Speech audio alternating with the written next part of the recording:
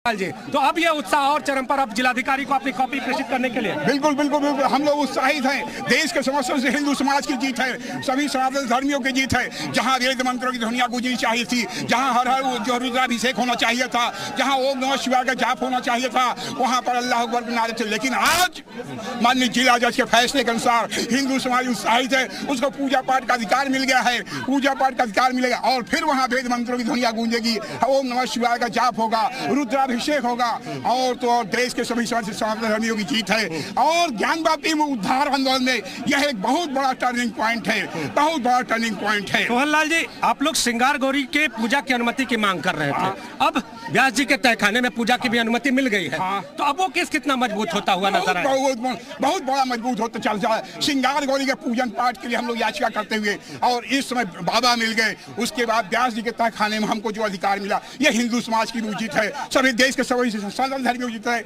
यह एक turning point है हिंदू समाज के लिए, ज्ञानवापी आंदोलन के लिए, मुक्ति उद्धार आंदोलन के लिए एक बहुत बड़ी जीत है, एक टर्निंग पॉइंट हिंदू समाज के लिए। आगे आने वाले जितने भी समस्याएं होंगी, जब से एएसआई के अधिकारियों ने यह स्पष्ट फैसला दिया, यह निर्णय किया।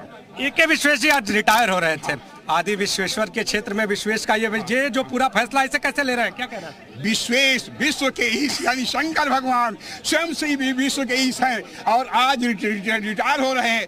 आज रिटायर होते होते एक ऐसे फैसले का उन्होंने दिया जो कि हम लोग उनके जो है मुरीद बन गए हैं। हम लोग उनको विदाई देने के तत्पर हैं, विदाई देंगे, वह उनका फैसला फिर जो है ज्ञानवापी जो है आंदोलन। निश्चित तौर पे हिंदू समुदाय उत्साहित है क्योंकि अब जहां बैरिकेटिंग थी वहां पर पूजा के अधिकार की अनुमति मिली है और इसके पहले जिस मामले में यानी ज्ञानवापी में श्रृंगार गौरी के पूजा की अनुमति की मांग की जा रही थी, उस मामले में भी अब कहीं ना कहीं इस फैसले के आने के बाद मजबूती दिखाई देगी। क्योंकि एक जगह अगर पूजा होगी से अगर वही परिसर है उसी जगह पर अगर पूजा होगी तो निश्चित तौर पे आने वाले दिनों में पूजा के अधिकार की मांग भी मजबूती प्राप्त करती हुई दिखाई देगी। तो हिंदू समुदाय यहाँ पर पूरा उत्साहित और पूरे कोर्ट परिसर का माहौल हम आपको दिखाएंगे। देखिए, आपको हर तरफ एक उत्साह का माहौल दिखाई देगा क्योंकि आज वो क्षण है, आपको बताएं कि एक वो क्षण था जब वहां पूजा होती थी और वहां पर पूजा के